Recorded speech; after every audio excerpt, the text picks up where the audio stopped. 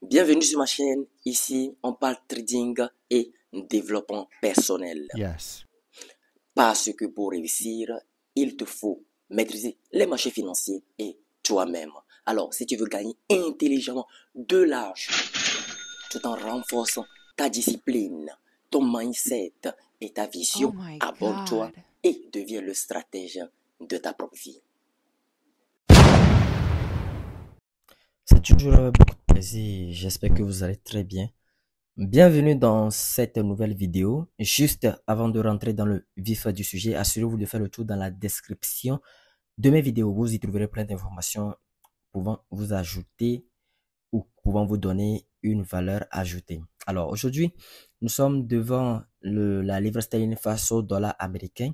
Je vous prie de liker la vidéo car c'est vraiment très important. Ça nous aide énormément pour le référencement des vidéos. Alors, aujourd'hui, nous sommes devant la livre sterling face au dollar américain, comme je le disais précédemment. Et là, pour le coup, comme vous pouvez le constater, je suis en graphique daily. Il s'agit ici, dans cette vidéo, de la stratégie multi-time frame. Voilà, multi-time frame. Cette fameuse stratégie de Monsieur Ben. Voilà, donc ici, nous sommes devant la stratégie de multi-time frame. Voilà, donc en graphique daily, je vais de tracer la tendance qui est fortement haussière avec cette trendline en graphique daily. Et si nous descendons en H4, nous pouvons remarquer en H4 que je viens encore de tracer une nouvelle ligne de tendance qui fait office de support en 4, comme vous pouvez le remarquer, avec un premier impact ici, un deuxième impact ici. Voilà, c'est largement suffisant pour valider totalement la trendline en graphique 4 heures. Et vous pouvez ici constater l'apparition ici d'une figure de retournement au niveau de notre trendline, tout simplement 4 heures. Alors, nous descendons en graphique 1 heure. Et qu'est-ce que nous pouvons constater? En graphique 1 heure, nous pouvons constater l'apparition de cette énorme bougie, non pas bougie, cette énorme figure de retournement près de notre trendline, tout simplement près de notre trendline 4. Voilà, il s'agit du grand double cœur. Et ici, je vais descendre en graphique 15 minutes pour parler d'ici. Donc ici serait notre zone d'action comme vous pouvez le constater. Nous ne pouvons pas nous positionner sur cette impulsion haussière parce que le marché est déjà parti. Nous allons viser une entrée ici ou une entrée, disons, autant pour moi, désolé, nous allons viser une entrée ici pour pouvoir nous positionner. Donc, pour ce faire, nous allons descendre en graphique 15 minutes pour observer ce qui se passe ici. Donc, en graphique 15 minutes, nous pouvons observer clairement que le marché ici a fait c'est-à-dire un retracement vers le bas. Ça, si je parlerai de retracement, le marché a donc cassé notre zone d'action ici. Nous pouvons constater qu'ici, il avait vraiment de zone de résistance parce que le marché dessinait une figure de retournement. Si vous voyez correctement, alors le marché dessinait une figure de retournement. Je vais essayer de faire ça, de schématiser ça d'une manière globale pour que tout le monde comprenne. Voilà. Et voilà. Donc, le marché nous a dessiné une figure de retournement ici à ce niveau. Donc, nous a dessiné tout simplement le double creux comme vous pouvez le constater. Voilà. Donc, c'est la figure de retournement que je suis en train de schématiser comme ça. C'est une figure de retournement. Et donc, la ligne de cours était ici. Le marché a caché cette ligne de cours avec cette énorme impulsion, de bougie rouge, de bougie verte, désolé, de bougie verte qui a cassé directement la ligne de cours. Et le marché s'apprête maintenant, ici c'est un pullback qui se dessine. Le marché s'apprête maintenant à aller vers la hausse. Moi, ce que je vous conseillerais, tout de même, ce que moi je vous conseillerais, c'est euh, d'attendre une nouvelle clôture de bougie de cette taille-là, une nouvelle clôture de bougie de cette taille-là avant de vous positionner, une nouvelle clôture de bougie verte avant de vous positionner. Et pour ce faire, moi, je veux que vous attendiez à ce que le marché, vous voyez ici cette zone de prix, voilà, cette zone de prix horizontale que je viens de tracer. Vous voyez cette zone de prix.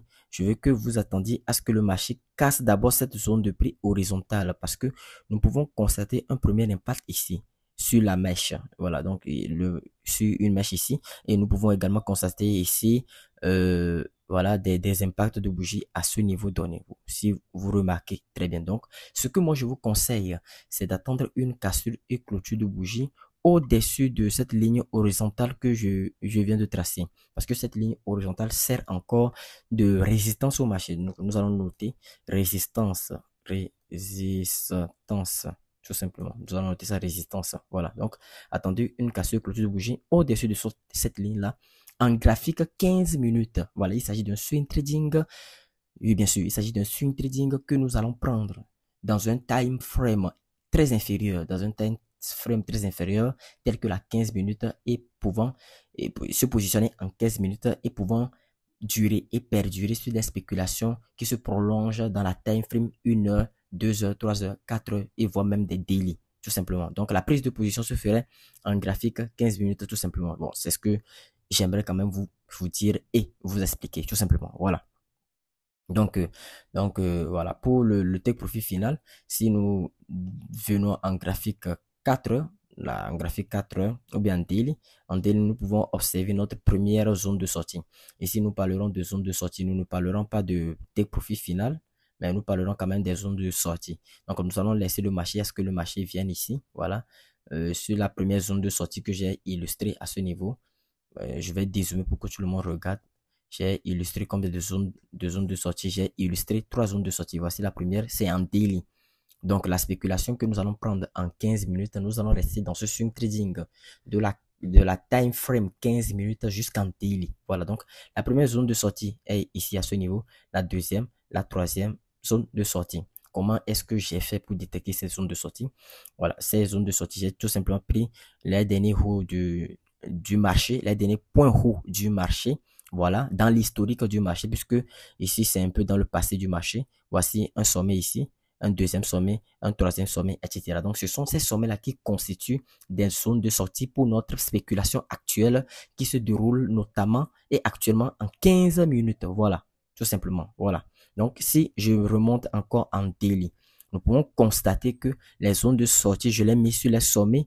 Les sommets, vous constatez ça ici à ce niveau. Je l'ai mis sur les sommets dans l'historique du marché. Donc, ce sont ces sommets-là qui vont constituer, entre autres, les take profits que nous allons attendre, que nous allons chercher sur cette nouvelle spéculation qui se présente en nous en graphique 15 minutes, tout simplement. Voilà, c'est ce que vous devez faire de même sur votre graphique. Donc, si vous n'avez pas une clôture, ici je reviens encore en 15 minutes, si vous n'avez pas une cassure et clôture de bougie au-dessus de cette ligne de résistance oblique, de cette ligne de résistance horizontale, désolé, de cette ligne de résistance horizontale que j'ai tracée, si vous n'avez pas une cassure et clôture de bougie verte au-dessus de cette ligne-là, alors ne prenez pas le trade. Voilà, c'est vraiment très important. C'est vraiment très important. Et c'est vraiment très important que je le mentionne et que je persiste toujours à dire ça. Voilà, tout simplement. Alors, je pense que c'est tout pour cette nouvelle opportunité. Et voilà. En tout cas, pour chaque type d'opportunité que je vous présente et pour même cette opportunité, vous devez impérativement avoir un risque ratio de 2.5. Voilà, jusqu'au take profit final, ou bien disons jusqu'à la première zone de sortie, le risque ratio, votre risque ratio doit être de minimum 2.5. Et pour ce faire, vous avez l'outil position short et l'outil position longue qui ici détermine votre risque ratio depuis votre point de position. Voilà, depuis votre point de position, c'est-à-dire depuis votre point d'entrée, entre autres. Voilà, tout simplement. Alors, je pense que j'en ai assez dit dans cette vidéo. Nous allons nous arrêter là et nous revoir prochainement, très prochainement dans une nouvelle vidéo. D'ici là, portez-vous bien.